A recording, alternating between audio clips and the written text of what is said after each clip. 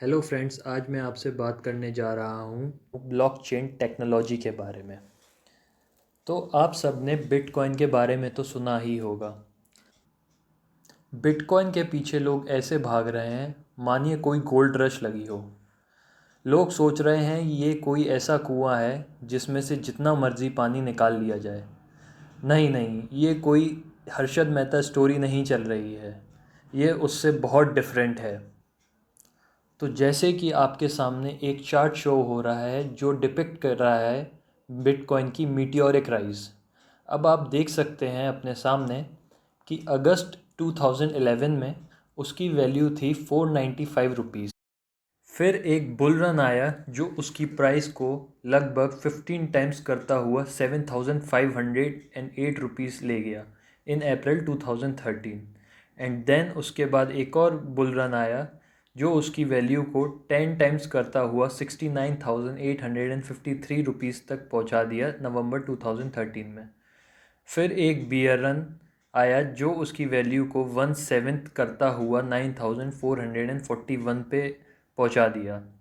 उसके बाद हमें मार्केट में सेंटीमेंट्स दिखे और हमें एक बुल रन दिखा जिसने उसकी वैल्यू को उसके 126 टाइम्स तक कर दिया जो कि है 12,64,050 रुपये।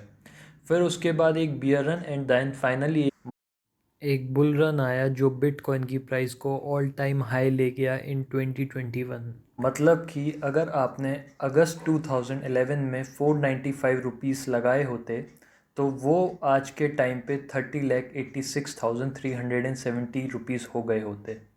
या फिर हम ऐसा कह दें कि अगर आपने 2011 में 10,000 के लगभग रुपए इन्वेस्ट किए होते तो वो आज के टाइम पे 6 करोड़ के लगभग हो जाते। आइए जानते हैं क्या है ब्लॉकचेन टेक्नोलॉजी और वो वर्क कैसे करती है। ब्लॉकचेन एक ऐसी टेक्नोलॉजी है जो आपको हेल्प करती है किसी इन्फॉर्मेशन को रिकॉर्ड करने में, और उस इन्फॉर्मेशन में छेड़छाड़ करना हो जाता है नियरली इम्पॉसिबल। कैसे, आइए जानते हैं। मान कर चलिए आप एक तहसीलदार हैं और आपका काम है रिकॉर्ड्स को मेंटेन करना। आपके ऑफिस में डेली 10 रजिस्ट्री होती हैं। लेकिन क्या हो अगर उन रजिस्ट्री में बाद में कोई चेंजेस कर दे।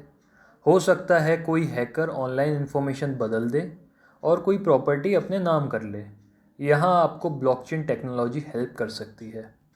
तो यहाँ पर रजिस्ट्री को आप मान लीजिए ट्रांजैक्शंस और एक दिन को मान लीजिए एक ब्लॉक। तो इसका मतलब एक ब्लॉक में 10 ट्रांजैक्शंस स्टोर हुए। तो इन ट्रांजैक्शंस को सिक्योर करने के लिए सेम ब्लॉक को क्रिप्टोग्राफिक टेक्निक से एक अल्फ़ा न्यूमेरिक स्ट्रिंग में कन्वर्ट करा जाता है जिसको हम कहते हैं हैश एड्रेस। जैसा कि आप अपने स्क्रीन्स के सामने देख सकते हैं, हैश कुछ इस प्रकार दिखता है।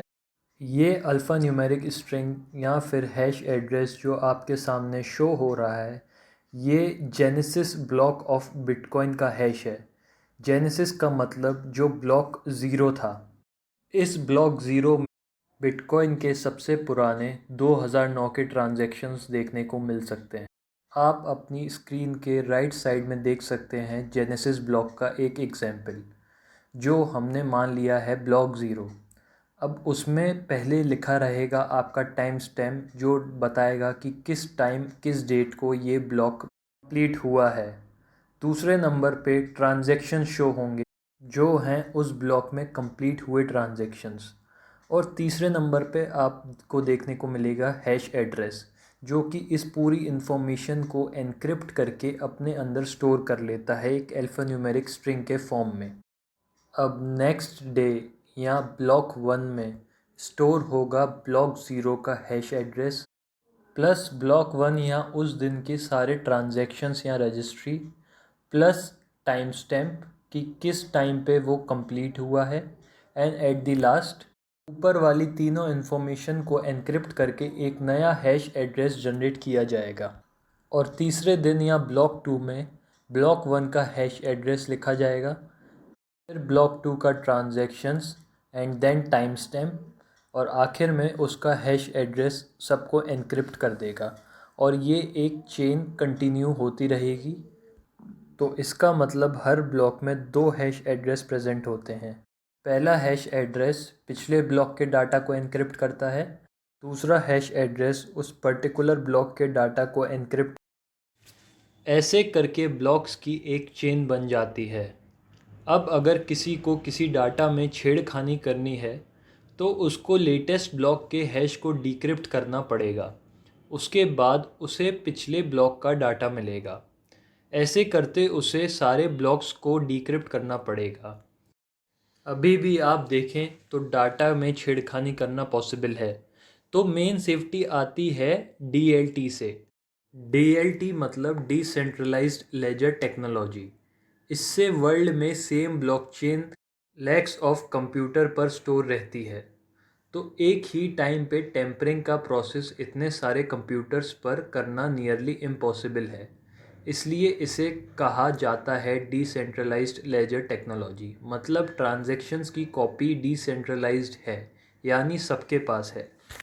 लेकिन कुछ साइंटिस्ट क्लेम करते हैं कि क्वांटम कंप्यूटर्स के ज़रिए ब्लॉकचेन में टेम्परिंग की जा सकती है। मतलब क्वांटम कंप्यूटिंग ब्लॉकचेन टेक्नोलॉजी के लिए एक बहुत बड़ा फ्यूचर थ्रेट माना जा रहा है। कमेंट सेक्शन में बताइए कि आपको हमारा ये वीडियो कैसा लगा, और लाइक, सब्सक्राइब और शेयर करना ना भूलें। Thank you.